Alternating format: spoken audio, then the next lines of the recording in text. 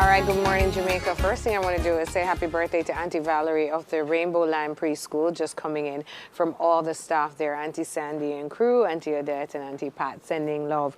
And, you know, they do have a motto there that says, readers are leaders, which leads us into this next interview. Now joining us, she is an animated storyteller and poet. She has written pieces such as All the Hero I Need, Ebony, Wake Up With Me, Shadows on the Wall, No More Secrets, Mama, Fatal Love, and The Symphony Plays On. We have seen her, you can Google her, she's across the YouTube, and you can see her doing interviews all over and published in newspapers. And we welcome to the show now Mrs. Christine Neil Wright. How are you? I'm fine, thank you. You good? Yes, I'm great. That's fantastic. Good. I'm alive. Tell us, you are trying to promote in 2017 the power of reading and the benefits of reading. Can you share with us more where this began for you? Okay, I have two beautiful children, and I started them off very early in reading. So I don't just read to them, I read animated. So it's like you're watching a movie, listening to a book. So I found that it did very well for my son, and now my daughter, she's very excited about reading that. I'm saying, you know, you need to take this to the school. So what I used to do is to take them to school early in the morning, get a book while they're having their breakfast. I'm reading, so I'm having an audience, and everybody's like, come, Auntie Christine is reading, go and read. So now that we're at Shortwood now, I've decided that, you know, get everybody else involved by getting the children to listen to bedtime stories on WhatsApp. So I would select a book from my library or from the library, anywhere, and I just read the story for them. So I'm finding that parents are getting involved. Hello, what's going on there? No, man, I have to stop and listen to this story. So I'm like, okay, the phone popped down now, so I can't do it. Did you just say reading via WhatsApp? So you would put the story onto a WhatsApp group or something? Yes, to my class WhatsApp To your group. class? Yes. And then the parents would just put that on and their children would listen and follow along. That's a great idea, using technology to teach and educate. So when you say you're at Shortwood... No, my daughter goes to that school. So right. She's in grade 1. Oh, so Shortwood practice it. Yeah, so we have a parent group, so we yes. support each other. Yes. Everything that's happening happens on WhatsApp. So, and you know, people are actually taking it out of our group to take it to other persons out there. So I'm like, okay, this thing is getting a little. Great idea. Yeah. But you've been writing poetry for a while. Yes. You have some beautiful pieces. Let's go into your journey now as a poet. Okay. And where have you been? Where I started out at Pembroke Hall. That's how I realized that I actually had a talent. When teacher challenged us to write about our pet. So the first one I did, it was an A+. The second one I did was an A+. I'm like, wow, exciting. I have a talent. Yes, I have a talent. So I started writing like eulogies. So if someone dies, I said, would you want me to do you a write tribute? eulogies? Yes, I do. Wow. Tributes, eulogies. I actually did a tribute. Shortwood is celebrating 130 years now, their anniversary. So the teacher asked me, Mrs. Davis asked me to write a piece for the school. It was a challenge. It took me about 5 days to actually finish it. But we did a plaque for the school, and they have the poem. Basically, everything that is happening at Shortwood. It's a great business. People pay you for that?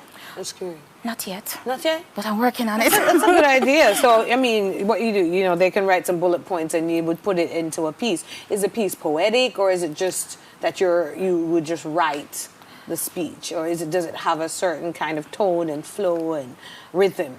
Yeah, it has all of that. Depends on what it is that they asked me to do. Shortwood was a big challenge for me because I'm like, I don't think I'm worthy to write this piece. But the teacher said, Mrs. Davis said, just write what we do. And then I put all of that together, and when I read it to her, she was laughing her head off. I'm like, what miss, what? She said, it's good. Yeah. So I said, you know, I'm going to take this to another level. And I asked the parents to come on board and let us put this thing. Don't just give it to them on a paper. Put it on a plaque.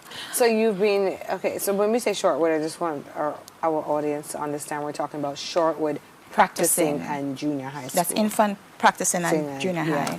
I've done some work there, yes. I know right where you are. Yes, I know. Olivia Road. Right. Now, let's hear a piece that you have for us today to share. All right, this one is called No More Secrets. Right.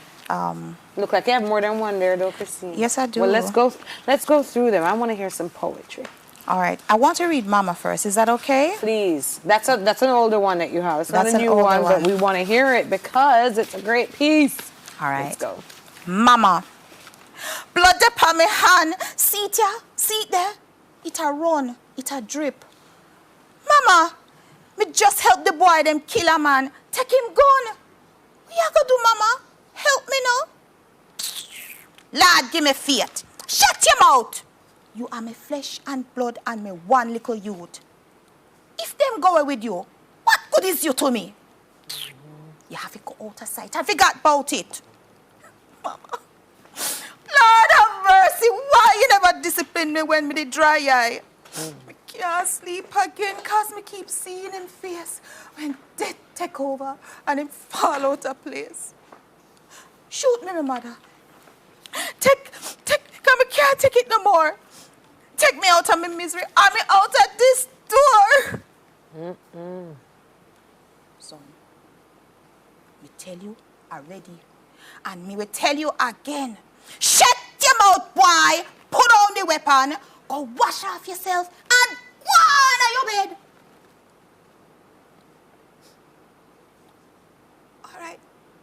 All right, Mama. Since I saw you see it, I go and blow out your brains and make you feel how it feels. No, son. A joke me did I make stop, boy. Boy. Boop, boop, boop.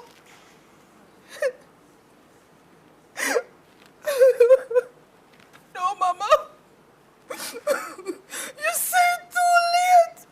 Son falls to the ground over his dead and heavily pregnant mother, while 3 members of the police force gently takes him and the weapon away. You know, that sounds like some social commentary there with a lot of homes. Is that a story that you read or a story you know about that you have now put into this piece?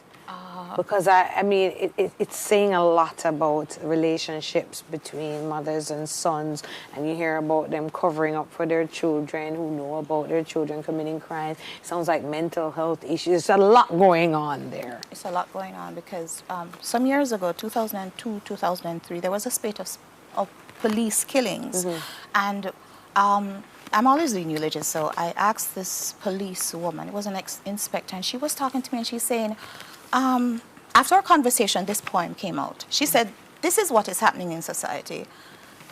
From their small, they come in with the pencils that don't belong to them. They come in with the lunch pan that don't belong to them and stuff like that. And the mother or the father doesn't say, where it come from? Bring it back.